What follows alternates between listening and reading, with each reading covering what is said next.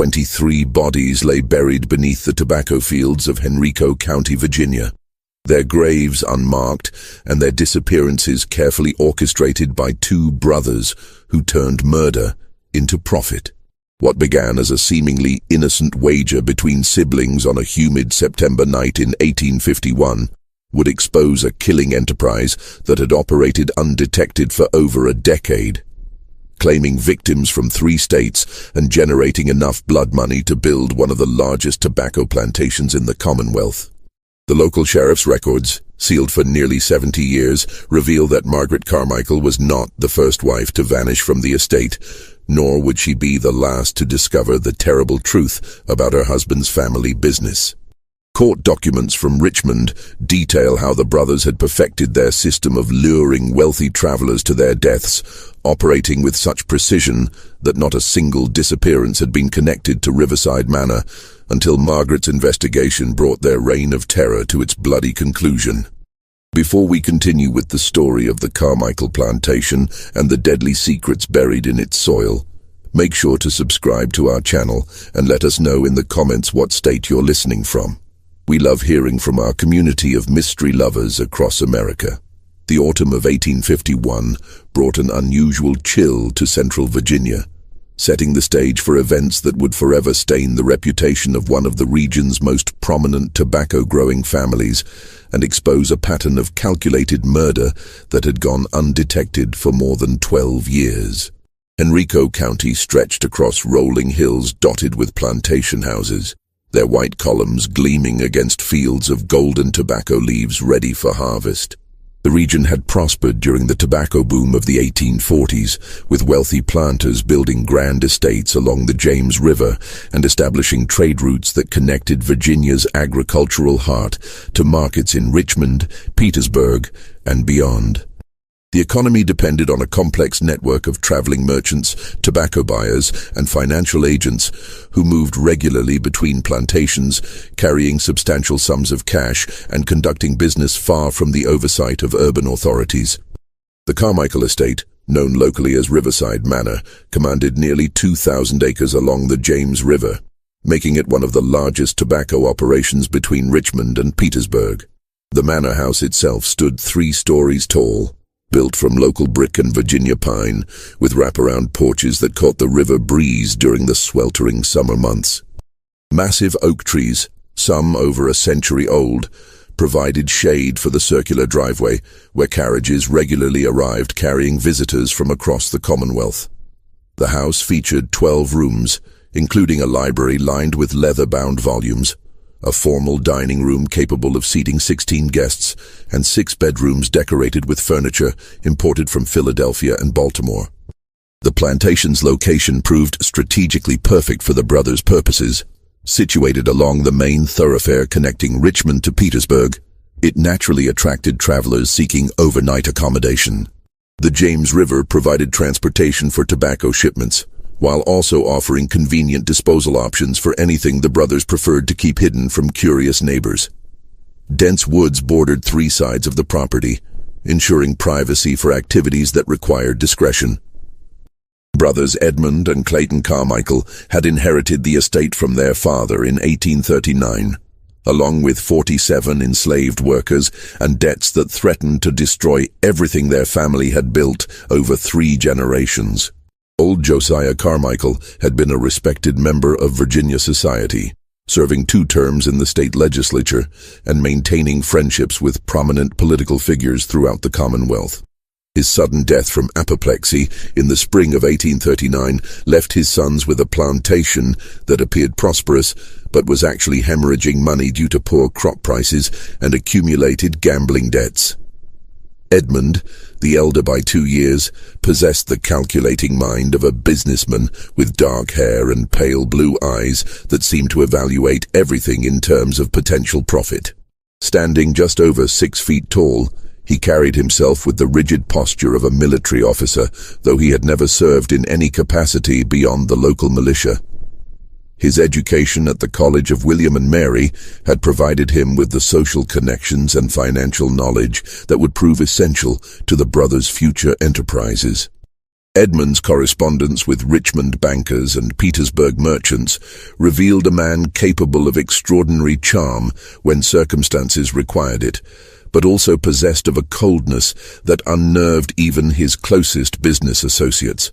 Clayton carried himself with the easy charm that made him popular among the county's social circles, particularly with the daughters of neighboring planters who found his quick wit and handsome features irresistible. 2 years younger than Edmund, Clayton stood slightly shorter, but with broader shoulders and the kind of infectious smile that could disarm suspicion and open doors throughout Virginia society. His reputation as a skilled horseman and enthusiastic participant in fox hunts had earned him invitations to the finest homes in central Virginia, providing valuable intelligence about wealthy travelers and their planned routes. Together, they had transformed a failing plantation into one of Virginia's most profitable tobacco enterprises, though few neighbors understood exactly how the brothers had managed such a remarkable turnaround. The transformation had begun in 1840, when the brothers started offering hospitality to travelers who appeared to possess substantial financial resources. What had initially seemed like traditional Southern hospitality gradually evolved into something far more sinister as the brothers discovered how easy it was to make wealthy strangers disappear without attracting unwanted attention from local authorities. The county seat of Richmond lay 30 miles to the east, close enough for regular commerce, but far enough to ensure privacy for the brothers' more delicate business matters. Sheriff Thomas Garrett, a political appointee more interested in maintaining social harmony than investigating suspicious deaths, had proven remarkably accommodating when the brothers occasionally needed official documentation to support their explanations for various disappearances. The sheriff's willingness to accept their stories without extensive investigation had been purchased through a combination of financial contributions to his political campaigns and regular invitations to the elaborate dinner parties that made Riverside Manor a center of Henrico County's social life. Henrico County in 1851 was experiencing the tensions that would soon tear the nation apart.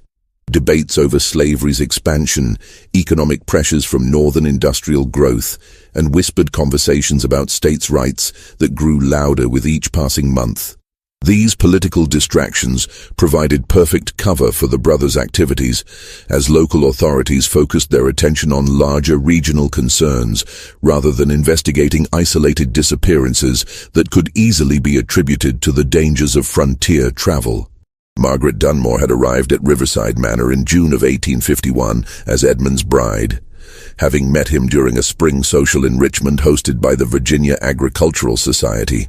The daughter of a declining tobacco family from Chesterfield County, she brought little dowry, but possessed the kind of refined beauty and social connections that could open doors for ambitious men.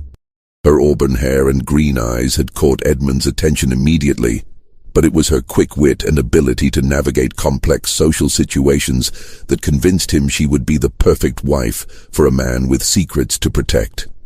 Margaret's education had been more extensive than typical for women of her social class, thanks to a progressive aunt who had insisted on hiring private tutors to supplement her formal schooling. She spoke fluent French, had studied botany and natural history, and possessed a keen understanding of financial matters that her father had encouraged, despite social conventions that discouraged such knowledge in women. These skills, intended to make her an accomplished hostess and conversation partner, would ultimately prove essential to her survival and eventual triumph over the Carmichael brothers. The wedding had been a grand affair, attended by politicians from Richmond and plantation owners from across central Virginia. Governor John Floyd himself had offered a toast to the happy couple, while Richmond's most prominent merchants and bankers celebrated what they believed would be a union that strengthened Virginia's agricultural aristocracy. Margaret had seemed genuinely happy during those first months of marriage, writing letters to her sister in Petersburg about the grandeur of her new home and the kindness of her brother-in-law Clayton, who had welcomed her into the family with enthusiasm that some neighbors found almost excessive. The letters, later discovered among Margaret's personal effects, revealed her initial impressions of Riverside Manor as a palace compared to our poor farm in Chesterfield, and described elaborate dinner parties where the finest gentlemen in Virginia gathered to discuss politics and business while consuming the most exquisite wines and delicacies. She had been particularly impressed by the brothers' apparent wealth, noting that they seemed to possess resources far beyond what tobacco farming typically provided, even for the most successful planters. But by September, those closest to Margaret began to notice changes in her demeanor that suggested all was not well at Riverside Manor. She appeared distracted during social calls, often staring out windows toward the tobacco fields with an expression that her friend Sarah Caldwell would later describe to authorities as deeply troubled, as if she had seen something that haunted her waking hours. Her appetite diminished noticeably, and she began declining invitations to the social gatherings that had once delighted her, citing headaches and fatigue that seemed to have no medical explanation. The enslaved workers at Riverside Manor spoke in hushed tones about their mistress, noting how she had begun taking long walks around the property, sometimes disappearing for hours at a time. Old Moses, who tended the kitchen garden and had served the Carmichael family for over 20 years, would later tell investigators that he had seen Margaret digging near the old tobacco barn on multiple occasions, always alone and always looking over her shoulder as if afraid of being discovered.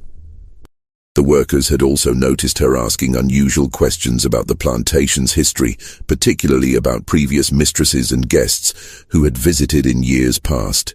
The evening of September 18, 1851, began like many others at Riverside Manor, with the three family members gathering for dinner in the grand dining room beneath a crystal chandelier imported from France during the plantation's more prosperous days. The table was set with the finest china and silver, reflecting the brothers' insistence on maintaining appearances even when conducting their darkest business.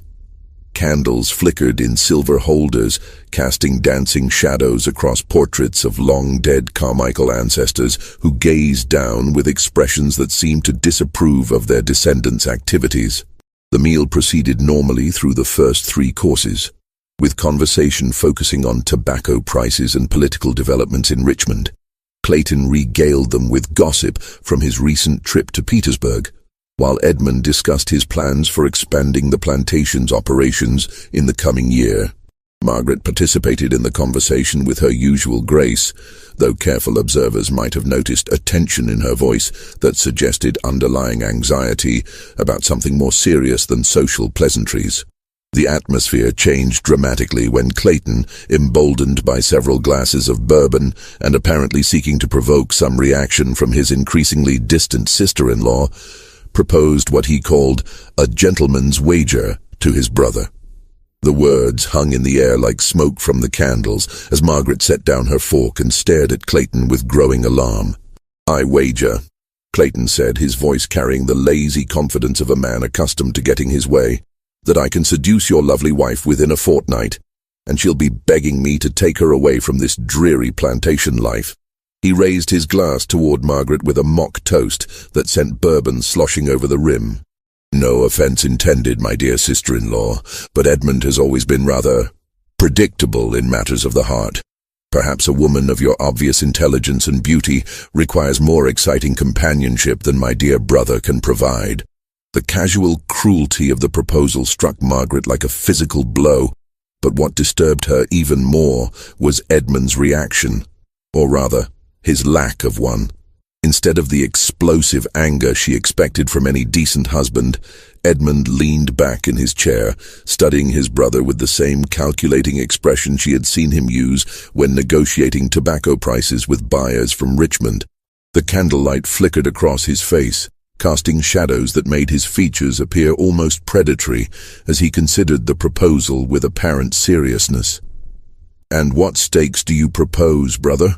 Edmund asked, his voice unnaturally calm for a man whose wife had just been propositioned at his own dinner table. "What would make such a wager worth the risk of family harmony and social reputation? Surely you understand that such games require substantial motivation to justify the potential consequences." Clayton's grin widened, revealing teeth stained by years of tobacco use and excessive wine consumption. His eyes gleamed with the anticipation of a man who believed victory was already within his grasp. $500 says I can have her in my bed before October arrives. And if I succeed, you write off that debt I owe you from the Richmond land deal. Another 1,000, if memory serves. But here's the truly interesting part, dear brother. If she proves more resistant than anticipated, we'll know she's discovered something about our family business that requires immediate attention. The words hit Margaret like ice water as she suddenly understood that this was not merely a crude wager between brothers, but something far more sinister. The casual reference to family business and the meaningful look that passed between Edmund and Clayton suggested depths of conspiracy that she was only beginning to comprehend. Her hands trembled slightly as she reached for her water glass, fighting to maintain composure while her mind raced through the implications of what she had just heard. Edmund's continued calm as he considered the proposal filled Margaret with a terror that went beyond simple humiliation. The man she had married, who had courted her with poetry and promises of a peaceful life among Virginia's rural aristocracy, was revealing himself to be something entirely different. A calculating predator who viewed his own wife as little more than a test subject in some larger, more sinister scheme. "Make it 1,000, Edmund said finally, extending his hand toward his brother with the same business-like manner he might use to conclude any commercial transaction. "But if you fail, you transfer your share of the North tobacco fields to my name alone. And Clayton, if she proves problematic in ways that require permanent solutions, we'll split the costs of resolving the situation according to our usual arrangements." The brothers shook hands across the dinner table while Margaret stared at them in horror, their bourbon glasses clinking together like a death knell. Neither man looked at her directly, as if her feelings on the matter were entirely irrelevant to their agreement. The casual way they discussed her potential murder, for that was clearly what Edmund meant by permanent solutions, revealed a level of callousness that suggested this was not their first such conversation. That night, Margaret lay awake in the four-poster bed she shared with Edmund, listening to him breathe beside her and trying to understand what had just happened. The man she had married seemed like a stranger, capable of wagering away her honor as casually as he might bet on a horse race, and apparently willing to countenance her murder if she became inconvenient. The realization that both brothers viewed her as an object to be won, lost or disposed of filled her with a cold fury that would only grow stronger in the days to come. Sleep eluded her as she replayed every conversation, every strange incident, every unexplained absence that had puzzled her during her months at Riverside Manor. The locked rooms that Edmund claimed contained nothing but old furniture, the workers who disappeared without explanation, the guests who arrived with fanfare but seemed to vanish without proper farewells. All of these mysteries took on new and terrifying significance in light of what she had just witnessed.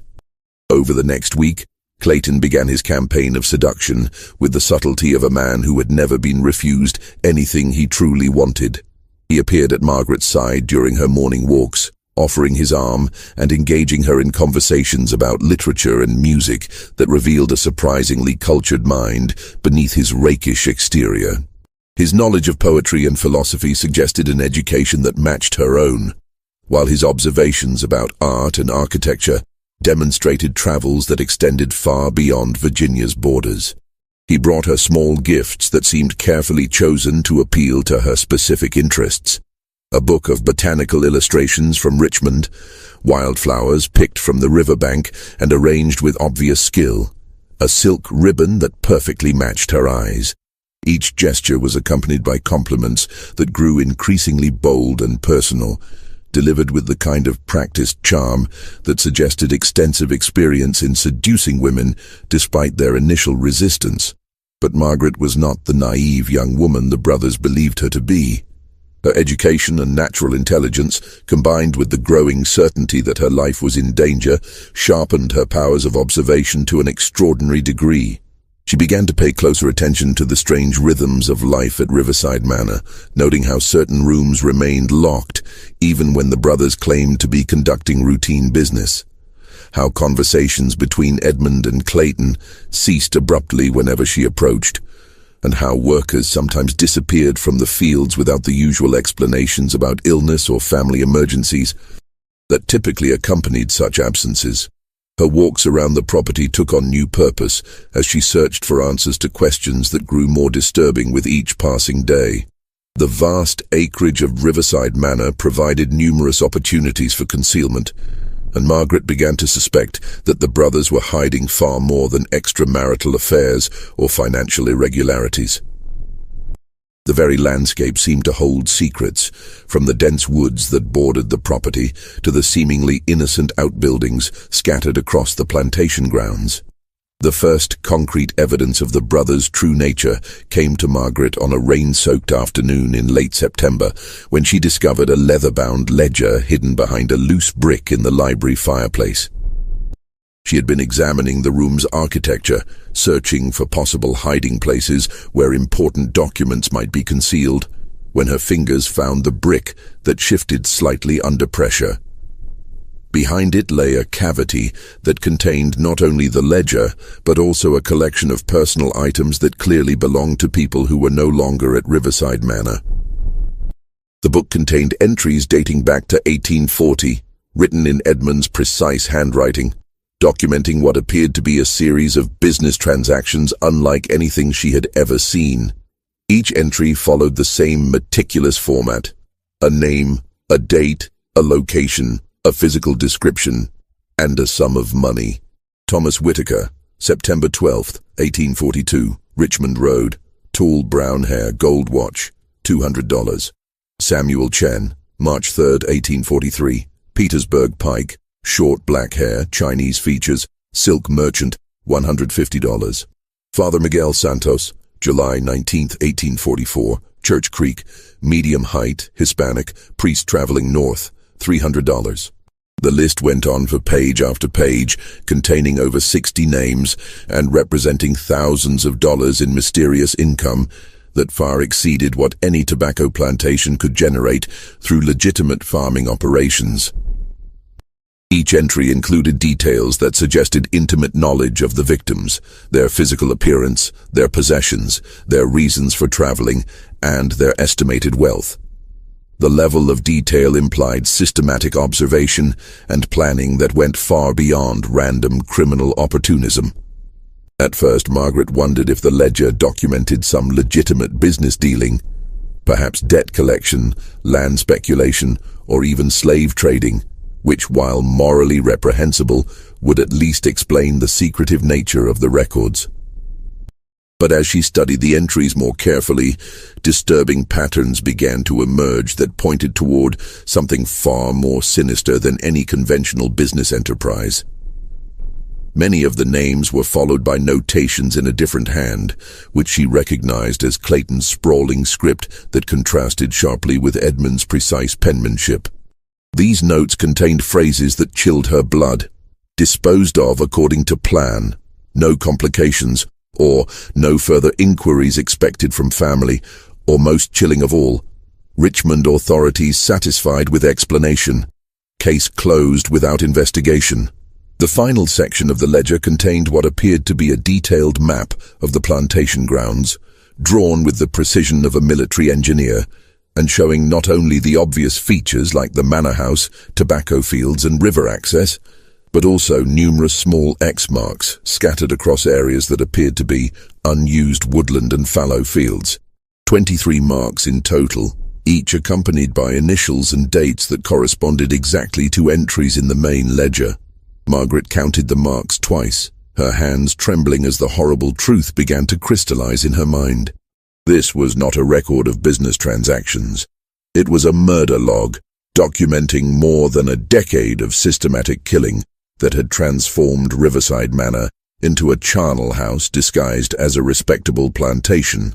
The X marks represented graves, and the carefully recorded sums represented the blood money stolen from victims who had made the fatal mistake of accepting the Carmichael brothers' hospitality. The personal items hidden with the ledger provided additional evidence of the brothers' crimes. A woman's wedding ring engraved with initials that did not match any current residents of the plantation, a gold pocket watch bearing the name of a Philadelphia merchant, a silver crucifix that had obviously belonged to a Catholic priest, and a collection of coins from various states that suggested victims had come from across the region to meet their deaths at Riverside Manor. Her investigation took on new urgency as she began to piece together the brothers' method with the thoroughness of a trained detective. The Carmichael plantation sat along a major thoroughfare between Richmond and Petersburg, making it a natural stopping point for travelers who needed overnight accommodation or simply wished to rest their horses during long journeys. The brothers had transformed their home into an elaborate trap, offering hospitality to well-dressed strangers carrying substantial amounts of cash, then murdering them for their money and belongings before disposing of the bodies in unmarked graves scattered across their vast property. The victims were chosen with careful attention to risk management, people traveling alone, without local connections, whose disappearances would not immediately attract attention from law enforcement agencies that were already stretched thin across Virginia's rural counties. Merchants conducting business between cities, wealthy planters traveling to markets or social events, clergymen moving between parishes, and immigrants carrying their life savings in search of new opportunities, all made perfect targets for the brothers' enterprise. Margaret's walks around the property now focused on the areas marked in the ledger's map, and what she discovered there confirmed her worst fears about the true nature of Riverside Manor. Near the old tobacco barn, she found patches of ground where the earth seemed softer than the surrounding soil, as if it had been disturbed and replanted within recent years. The vegetation in these areas grew differently as well, with an unusual lushness that suggested fertilization by decomposing organic matter. By the creek that bordered the eastern edge of the property, she discovered fragments of clothing and personal effects that had been carelessly buried or washed up during spring floods that periodically changed the creek's course. A brass button here, a piece of torn fabric there, a broken chain that had once held a pocket watch. Small remnants of lives that had been snuffed out for profit and convenience. The most disturbing discovery came when she found what appeared to be a partially collapsed root cellar hidden among the trees near the property's northern boundary. The structure had obviously been modified from its original purpose as food storage, with new drainage that led toward the creek and evidence of recent use that included tools for digging and chemicals that could accelerate decomposition. The smell that emanated from the cellar on warm days confirmed Margaret's suspicions about its current function in the brothers' operation. The realization that she was living among killers filled Margaret with a terror that she struggled to hide from her husband and brother-in-law during their daily interactions. But alongside the fear came a burning desire for justice and a growing understanding that she herself was in mortal danger. The wager between the brothers was not the innocent game of seduction she had initially believed. It was a test to determine whether she had discovered their secret and how best to silence her permanently. As October approached, Clayton's attempts at seduction became more aggressive and desperate, suggesting that he was under pressure to produce results within the time frame established by their wager. He cornered her in empty rooms with increasing frequency, pressing his attentions with a boldness that bordered on assault. But Margaret now understood that his interest in her was not romantic. He was trying to gauge how much she knew about the family business and whether she posed a threat that required elimination.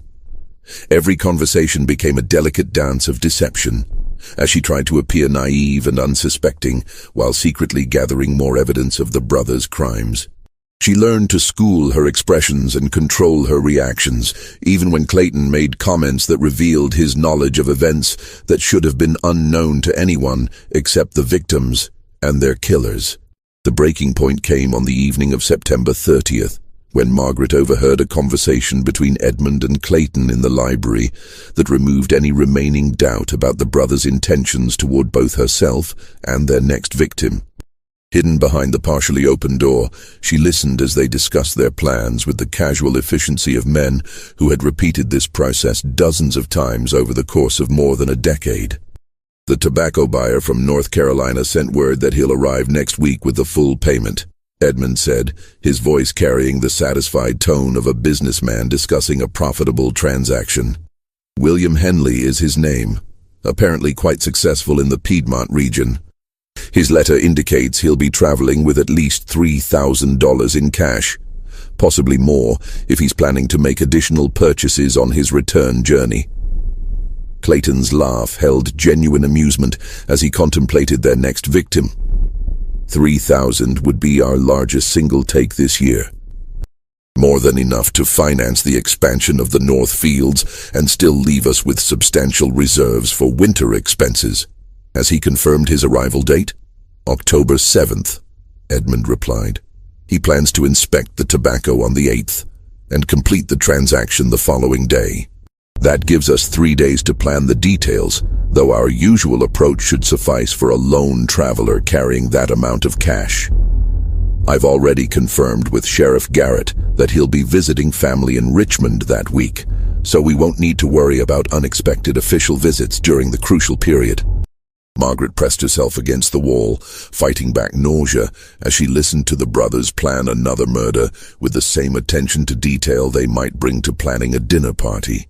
The casual reference to Sheriff Garrett's convenient absence confirmed her suspicions that local law enforcement was either complicit in the brothers' crimes or deliberately avoiding situations that might require them to investigate too closely. This one should bring us enough to expand the North Fields substantially, Edmund continued. Clayton, you'll handle the usual arrangements after dinner on the 8th? I assume we can count on your expertise with the nightcap preparation. We can't afford any mistakes with such a valuable guest. Of course, Clayton replied with the confidence of long practice. Though we should consider Margaret's situation soon. She's been asking too many questions about the locked rooms, and I noticed her near the old burial sites yesterday afternoon. Moses mentioned that she's been digging around the tobacco barn, apparently looking for something specific. The seduction approach isn't working as effectively as we anticipated. She's more intelligent than most women, and her education makes her naturally curious about things that don't concern her. Edmund's laugh held no warmth as he contemplated his wife's fate with the same cold calculation he applied to all his business decisions. Then we'll have to accelerate our timeline concerning dear Margaret. After we deal with the tobacco buyer, we'll arrange a suitable accident for our troublesome wife. Perhaps a fall from her horse during one of her beloved walks, or a tragic drowning in the river during an evening stroll. Accidents happen so frequently to curious wives who involve themselves in matters beyond their understanding. The brothers discussed various methods for eliminating Margaret with the same professional detachment they brought to planning their other murders, evaluating the relative merits of different approaches based on factors like credibility, timing, and the likelihood of attracting unwanted attention from Margaret's family in Chesterfield County.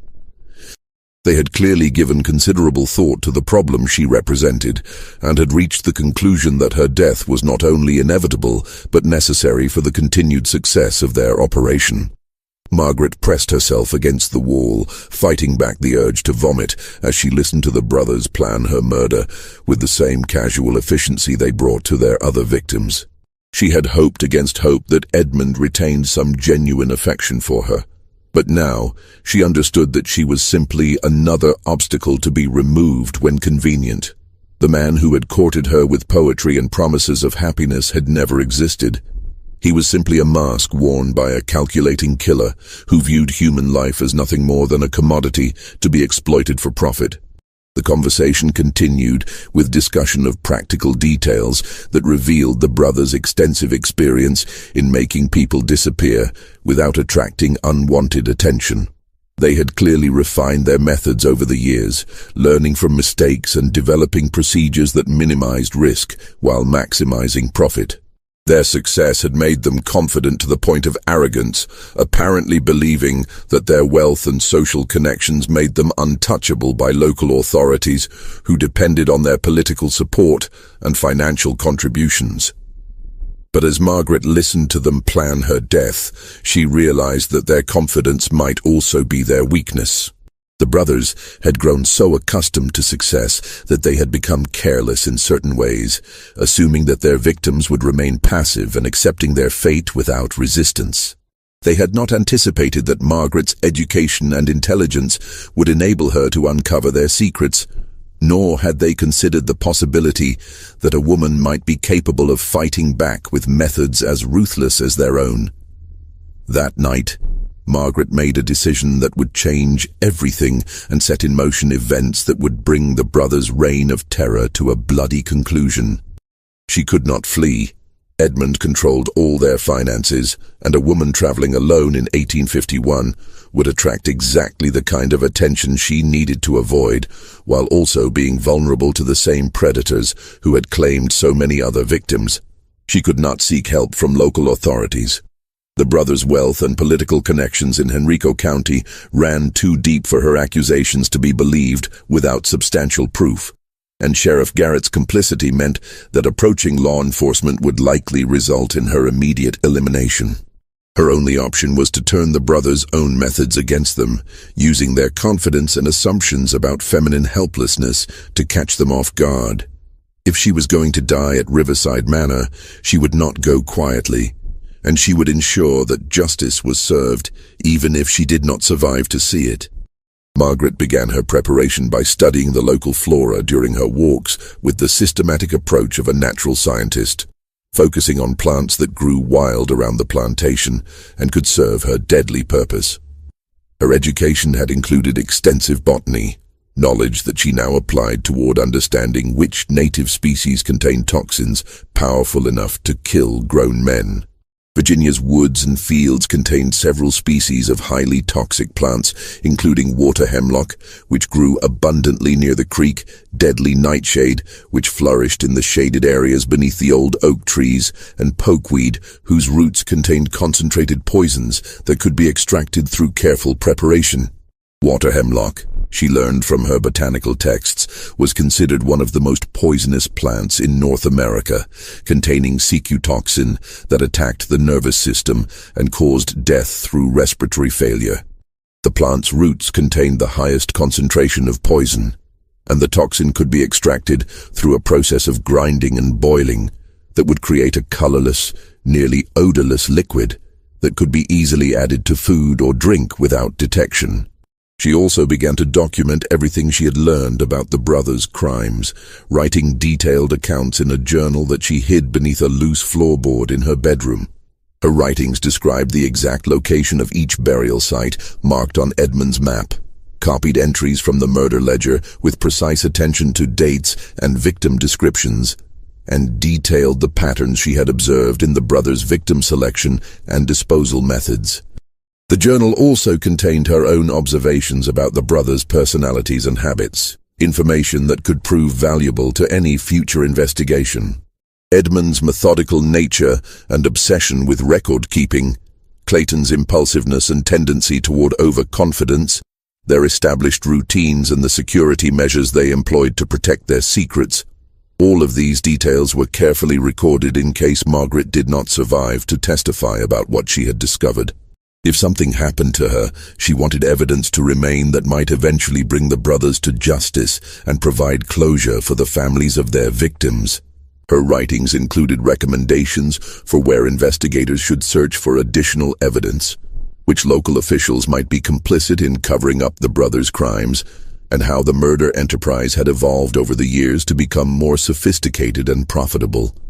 Meanwhile, Clayton's frustration with his failing seduction grew more apparent each day, creating an atmosphere of increasing tension that made Margaret's position even more precarious. The October deadline for their wager was approaching rapidly, and Margaret's continued resistance was costing him both money and pride, while also raising questions about whether she might have discovered something that made her immune to his usual charm offensive. His attempts to corner her alone became more frequent and aggressive, requiring increasingly creative evasion on Margaret's part. She learned to vary her routines and never venture into isolated areas of the house or grounds without ensuring that enslaved workers or other witnesses were nearby. Clayton's behavior during these encounters revealed a man whose patience was rapidly approaching its breaking point, suggesting that the brothers might decide to abandon their original timeline and move against her sooner than planned. The arrival of Dr. William Henley from North Carolina provided Margaret with the opportunity she needed to implement her plan, while also potentially saving an innocent life. Henley arrived at Riverside Manor on October 7, 1851, driving a fine carriage pulled by matching bay horses and carrying himself with the confidence of a man accustomed to substantial wealth and social respect. He was exactly the type of victim the brothers preferred. Traveling alone, carrying a large sum of cash for his tobacco purchase, and with no local connections to immediately notice his disappearance if he failed to return home as scheduled. Margaret watched the familiar ritual unfold as the brothers welcomed their guest with exaggerated hospitality that masked their predatory intentions. They showed Dr. Henley to the finest guest room, served him their best bourbon imported from Kentucky, and engaged him in lengthy conversations about tobacco prices, market conditions, and political developments that might affect agricultural commerce. The doctor seemed genuinely pleased with his hosts and their hospitality, having no idea that he was being evaluated for murder rather than conducting legitimate business negotiations. Dr. Henley proved to be an educated and cultured man, with interests that extended far beyond tobacco farming and commercial transactions. His conversation revealed extensive travels throughout the South and considerable knowledge of literature, art, and natural history that made him an engaging dinner companion. Under different circumstances, Margaret thought she might have genuinely enjoyed his company and learned much from his experiences in other parts of the country. But the brothers' behavior during dinner confirmed that they had already decided on Dr. Henley's fate and were simply following their established routine for managing victims in the final hours before their elimination. Edmund's questions about the doctor's travel schedule and family connections were designed to confirm that his disappearance would not attract immediate attention, while Clayton's seemingly casual inquiries about his financial resources were intended to verify that the murder would generate sufficient profit to justify the risk.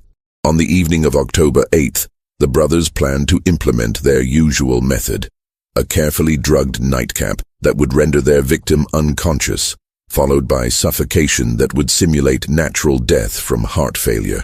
The body would then be buried in one of the marked locations on their plantation map, while the victim's money and belongings were hidden until they could be safely converted to the brothers' use without attracting unwanted attention.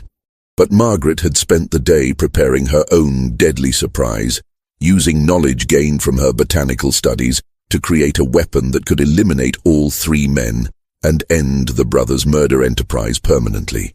She had extracted concentrated poison from water hemlock roots using a process she had learned from her natural history texts, creating a colorless, nearly odorless liquid that she carefully added to the bottle of bourbon Edmund planned to serve after dinner.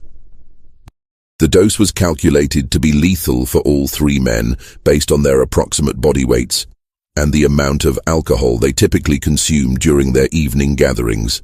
She could not risk leaving either brother alive to continue their killing spree or to seek revenge against her, and she felt no guilt about ensuring that Dr. Henley would also perish.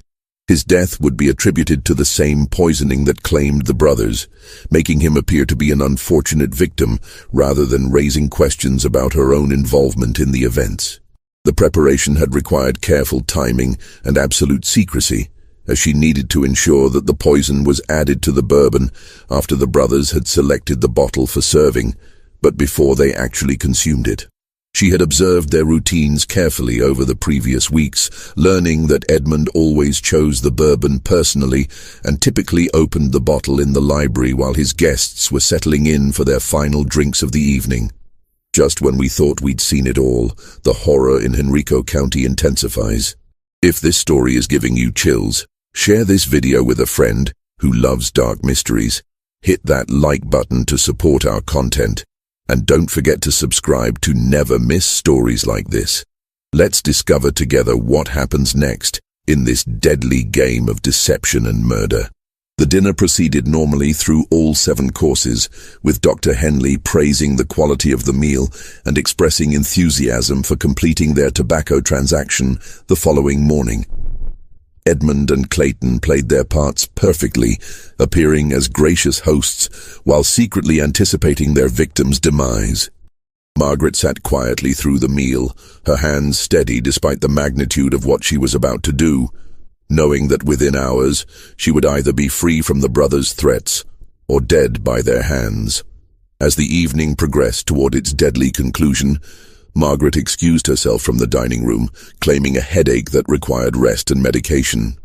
This was part of her carefully orchestrated plan. She needed to be absent when the poison took effect, both to avoid suspicion and to ensure her own survival. From her bedroom window, she watched the three men move to the library for their final drinks, unaware that death was already waiting for them in the bottle of Kentucky bourbon that Edmund had selected for the occasion. The poison Margaret had prepared worked more slowly than she had anticipated, allowing for a terrifying period of uncertainty as she waited in her bedroom for sounds from the library below that would confirm the success of her plan.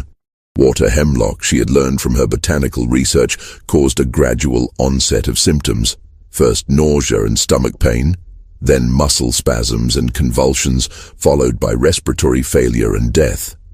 The process could take anywhere from 30 minutes to 2 hours, depending on the dose and the victim's constitution, body weight, and the amount of alcohol consumed with the toxin.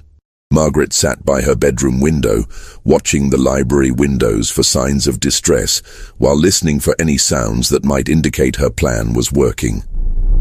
The autumn night was unusually quiet, with only the distant sound of the James River and the occasional call of a night bird to break the silence that seemed to press against the house like a living thing. As the clock in the hallway chimed 11, Margaret heard the first signs that her plan was beginning to work. Raised voices from the library, followed by the sound of a chair being overturned and glass breaking. Dr. Henley's voice could be heard, asking if anyone else felt unwell, his tone shifting from mild concern to genuine alarm, as the brothers began experiencing symptoms that clearly indicated something was seriously wrong. "Gentlemen, I feel most peculiar," she heard the doctor say, his voice carrying through the house's high ceilings and thin walls. "Perhaps something we ate has disagreed with us all. My stomach is cramping terribly, and I'm experiencing the most unusual sensations in my extremities." Edmund's voice, usually so controlled and measured, rose to a shout as he apparently realized what was happening to them. "The bourbon," he gasped, his words becoming increasingly slurred as the poison affected his nervous system. "Someone has poisoned the bourbon." The sound of breaking glass followed, presumably as one of the men knocked over a lamp or decorative item in his distress.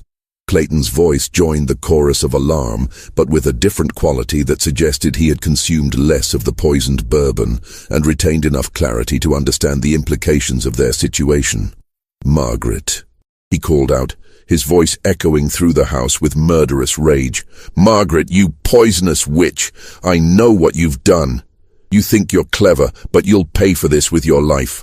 But Margaret's carefully calculated plan began to unravel when she heard Clayton's voice calling her name from downstairs with increasing urgency and violence. Unlike his brother and their guest, Clayton had apparently consumed less of the poisoned bourbon due to his habit of nursing his drinks while engaged in conversation, and he retained enough strength and coordination to move around despite the toxin's effects on his system.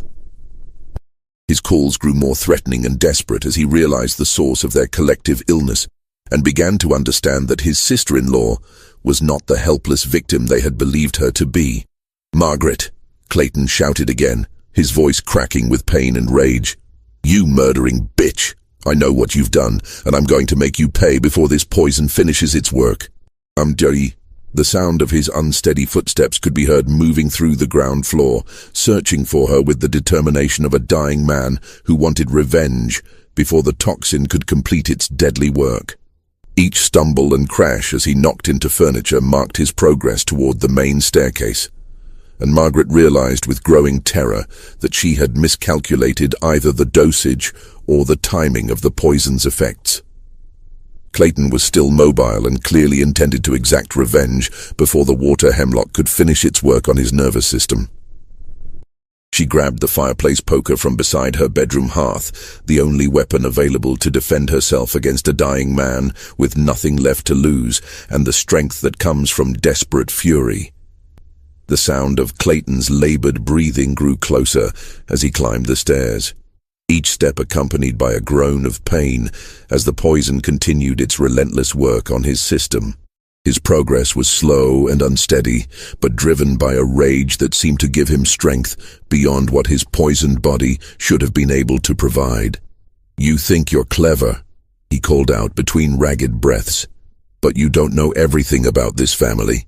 You don't know about the others, about what happened to Edmund's first wife, Catherine, about what we did to your precious friend Sarah when she started asking the same questions you've been asking, about the sheriff's daughter who discovered our ledger last year." These revelations struck Margaret like physical blows, each one confirming that the brothers' crimes extended even further than she had imagined. Sarah Caldwell, who had supposedly moved away to care for an elderly aunt in Richmond, had been another victim of the brothers' murderous enterprise. The realization that her friend's disappearance was not voluntary filled Margaret with a rage that overcame her fear and strengthened her resolve to see this through to its conclusion. Clayton appeared in her bedroom doorway, his face pale and covered with sweat, his eyes wild with the knowledge of his approaching death and the desperate need for revenge against the woman who had orchestrated his destruction. He held Edmund's hunting knife in his trembling hand, the blade catching the lamplight with deadly purpose as he struggled to maintain his balance. "If I'm dying tonight," he snarled through gritted teeth, "you're coming with me, you meddling bitch. You think you can poison us like rats and walk away from this? You think you understand what justice means? I'll show you justice, the same justice we showed your friend Sarah when she threatened to expose our business." What followed was a desperate struggle between a poisoned man seeking vengeance and a woman fighting for her life against an opponent whose dying fury gave him strength beyond what his toxin-ravaged body should have possessed.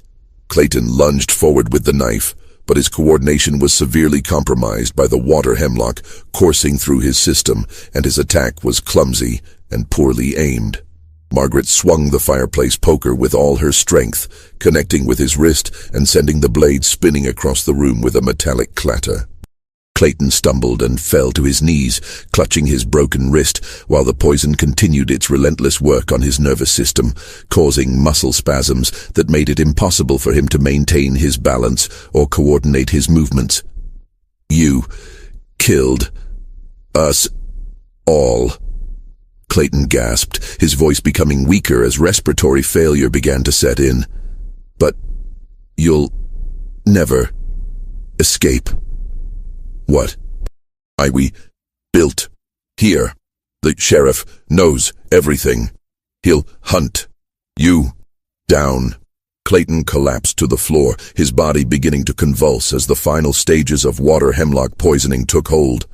Margaret watched with grim satisfaction as the man who had planned her death succumbed to the same fate he had intended for dozens of innocent victims over the course of more than a decade. His threats about Sheriff Garrett only strengthened her resolve to ensure that the full truth about Riverside Manor's crimes would be exposed to authorities beyond Henrico County's corrupted local officials. The house fell silent, except for Margaret's labored breathing and the distant sound of Dr. Henley's final death throes from the library below. Edmund's voice had ceased entirely several minutes earlier, suggesting that the eldest Carmichael brother had already paid the ultimate price for his crimes. The silence that followed was both peaceful and terrifying, as Margaret realized she was now alone with 3 corpses and the enormous task of ensuring that justice would ultimately be served. Margaret spent the remainder of that terrible night alone with 3 corpses and the weight of what she had done, using the time to carefully plan her next moves and ensure that the brothers' crimes would be fully exposed, even if she did not survive the investigation that would inevitably follow. As dawn broke over the tobacco fields of Riverside Manor, she began the grim task of arranging the scene to tell a story that authorities would find credible, while also ensuring that evidence of the brothers' murder enterprise would be discovered. She carefully arranged the scene in the library to support a narrative that investigators would easily accept. 3 men had died from poisoned bourbon, with the implication that Edmund had administered the toxin in a moment of madness before succumbing to it himself. The presence of Dr. Henley as an innocent victim caught up in what appeared to be fraternal murder-suicide would provide the tragedy with the kind of senseless violence that authorities expected from cases involving large sums of money and family disputes. Clayton's body remained in her bedroom where the struggle had taken place, supporting the story that he had attacked her in his final moments before dying from the same toxin that claimed his brother and their guest. The broken knife and her defensive wounds would corroborate her claim that she had fought for her life against a dying man seeking revenge for imagined wrongs.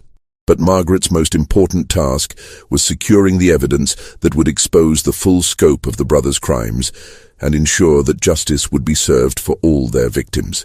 She retrieved Edmund's ledger from its hiding place behind the fireplace brick and gathered all the documentation she had compiled during her investigation. The location of the burial sites, the list of victims, the financial records of their murder enterprise, and her own detailed observations would ensure that the truth about Riverside Manor's dark history would eventually come to light. She also prepared a detailed written account of the events that had led to the brothers' deaths, carefully crafting a narrative that portrayed her as a victim who had discovered her husband's crimes and taken desperate action to protect herself and prevent future murders. The account included specific details about the brothers' methods, their victim selection process, and the locations where evidence could be found to corroborate her story. When the neighbors discovered the bodies 3 days later, alerted by Margaret's apparent state of shock and her claims that she had hidden in the tobacco fields after witnessing the tragedy, the initial investigation proceeded exactly as she had planned.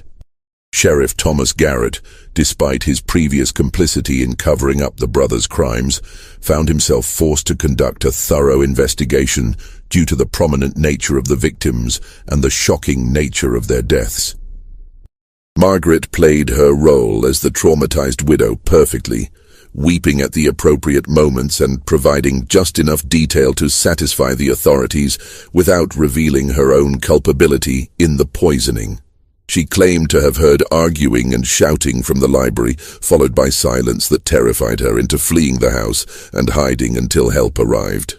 Her story portrayed her as an innocent victim who had narrowly escaped death at the hands of her deranged husband and brother-in-law. The discovery of Dr. Henley's substantial sum of money, apparently untouched in his room, supported the theory that robbery had not been a motive for the deaths. Instead, the evidence suggested a family dispute that had escalated to murder-suicide, with Edmund poisoning all 3 men in a fit of madness before the toxin claimed his own life. But the real vindication came when Margaret anonymously provided Edmund's ledger and her own investigative notes to Sheriff Garrett, claiming she had found them while cleaning out her late husband's effects. The detailed records of the brothers' murder enterprise sent shockwaves through Henrico County and beyond, as the scope of their crimes became apparent to investigators who had previously dismissed numerous missing person reports as unfortunate but unrelated incidents.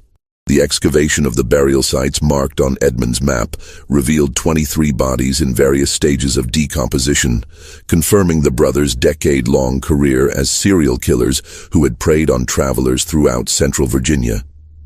Victims were identified through personal effects, dental records when possible, and missing person reports from across Virginia, North Carolina, and South Carolina.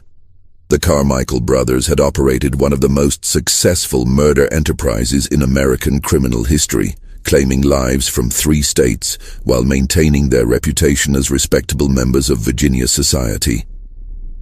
Among the remains was a woman's body that Margaret insisted on viewing personally, despite Sheriff Garrett's attempts to spare her the ordeal of seeing another victim of her husband's crimes.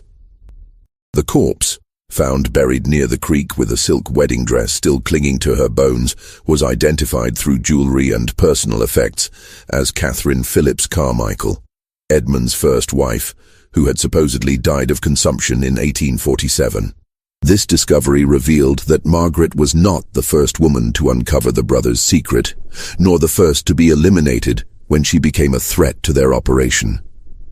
Catherine's murder had been disguised as natural death, with a compliant doctor signing a death certificate citing tuberculosis as the cause.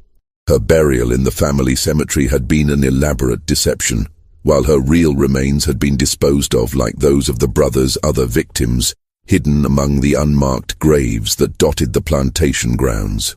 The investigation into Catherine's death led to the exposure of Dr. Elias Brennan, the physician who had provided false documentation for several of the brothers' crimes in exchange for substantial payments that had allowed him to maintain a lifestyle far beyond what his legitimate practice could support. Dr. Brennan's arrest and subsequent confession revealed the extent of the corruption that had enabled the brothers to operate undetected for more than a decade.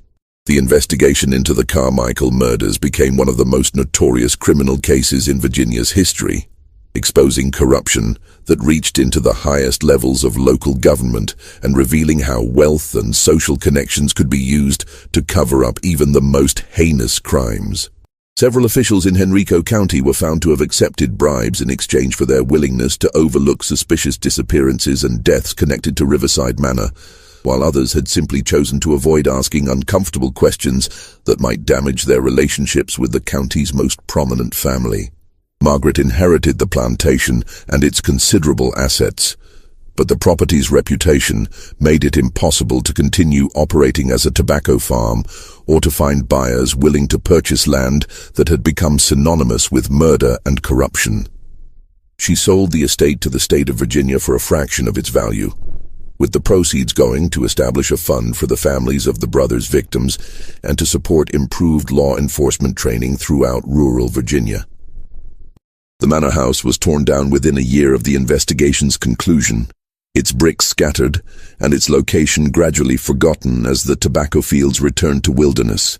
Local residents reported that attempts to farm the land failed repeatedly, with crops refusing to grow properly in soil that had been fertilized by the decomposing remains of murder victims.